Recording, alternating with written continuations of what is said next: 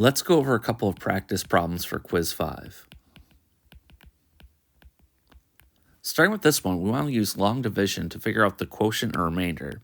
So here we're dividing x minus 1 into the polynomial x cubed minus 5x squared plus 7x plus 1. I'm going to set up the problem so it looks like this: x minus 1 divided into x cubed minus 5x squared plus 7x plus 1. So first, we want to cancel the x cubed by multiplying something to x minus 1. That must be an x squared. X squared times x will give us an x cubed. So I'll put a 1x squared above the x squared terms. I'll just write it as x squared. We now multiply x squared to these two pieces. We get x cubed. And then when we multiply this to the minus 1, we get minus x squared. Now we're subtracting this whole thing. So really we're subtracting this, yet adding this. When you subtract, you'd have to distribute that negative to both terms. X cubed minus x cubed is 0. I won't write it. 5x squared plus x squared is minus 4x squared. And now we just repeat this process until we get to the constant term. Okay, I'd like to cancel a 4x squared. To match this up perfectly, I'm going to multiply the x by minus 4x. We'll match the coefficients and the powers of x. So first, I'll put a minus 4x above the x's. Minus 4x to x is minus 4x squared. And when I multiply minus 4x to this minus 1, I get plus 4x.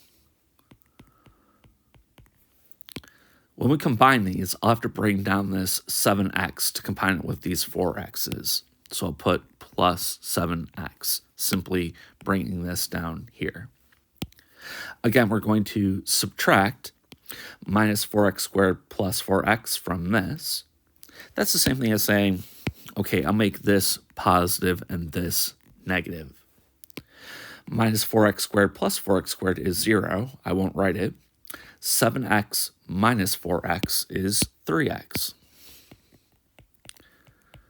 Okay, I now want to cancel a 3x by multiplying something to x minus 1. That's going to have to be a 3. So I'll put plus 3 here. 3 to x is 3x.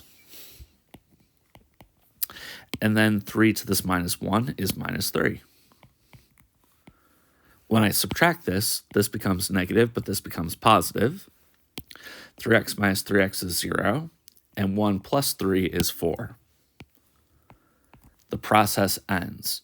So what is the quotient? That is going to be this part here. That is x squared minus 4x plus 3. What is the remainder? That is going to be this amount here, which is 4.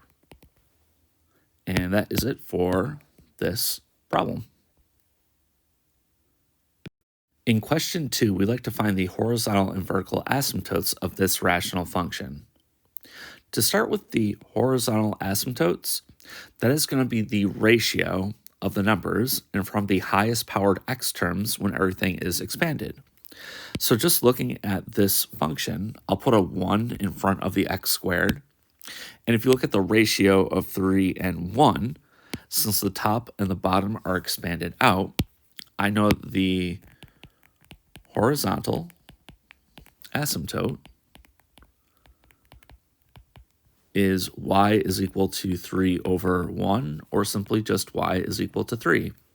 There is no other work. I'll just state that this is the only horizontal asymptote.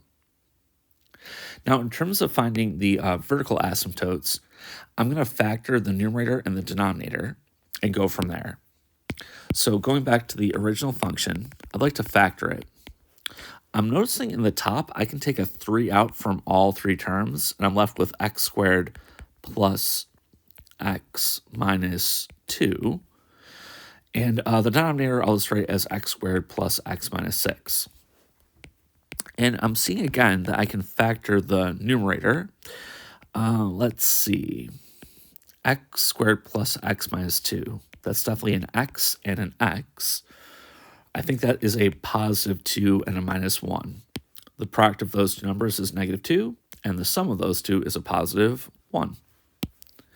In the denominator, I believe this factors as well. Okay, that's an x and an x. I think this is plus 3 and minus 2. The product is negative 6, but the sum is a positive 1.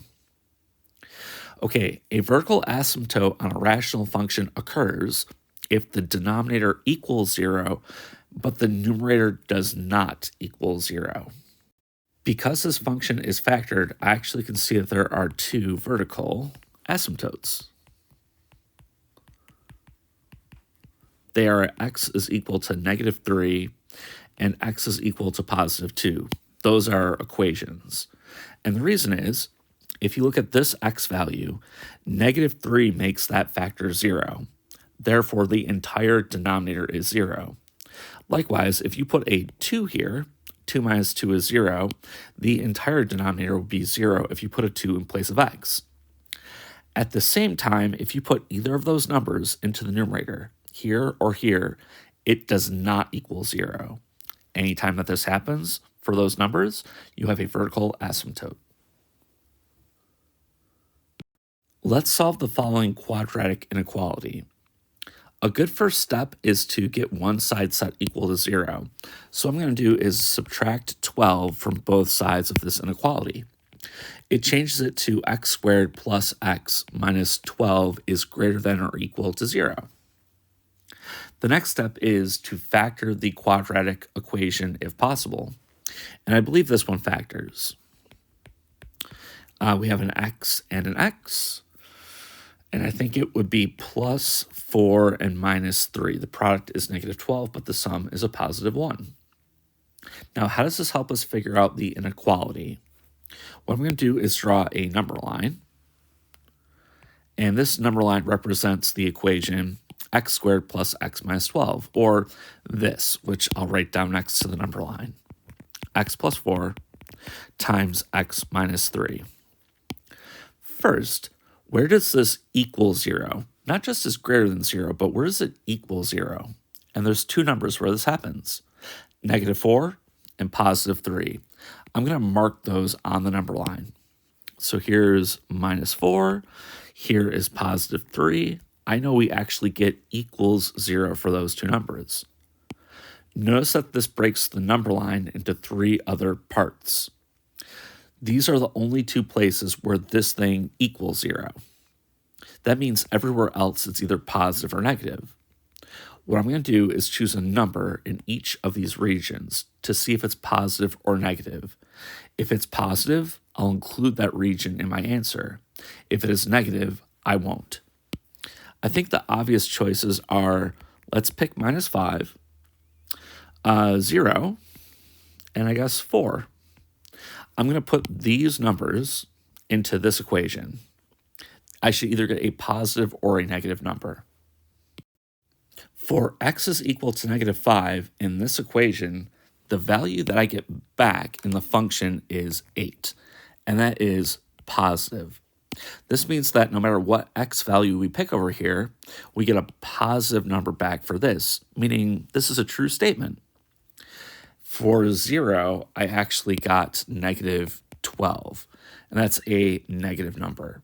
So for all of these numbers, this is negative. I don't want to include that.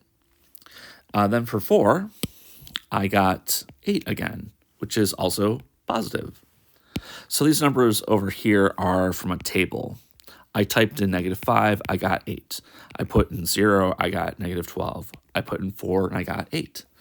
This told me this region is always positive, this one's negative, and this one is positive. Therefore, the answer to this inequality, which means we're looking at the answer to this inequality too, is the interval here, including negative 4, none of this stuff, but then we will include 3 and everything over here. If you express this as an interval, that's from minus infinity up to and including 4. Because we're including negative 4, I'll use a bracket. We're also going to have 3 and including it up to positive infinity. You can use this U, which is a union symbol, to say that we're taking both pieces, and this is the answer to this problem.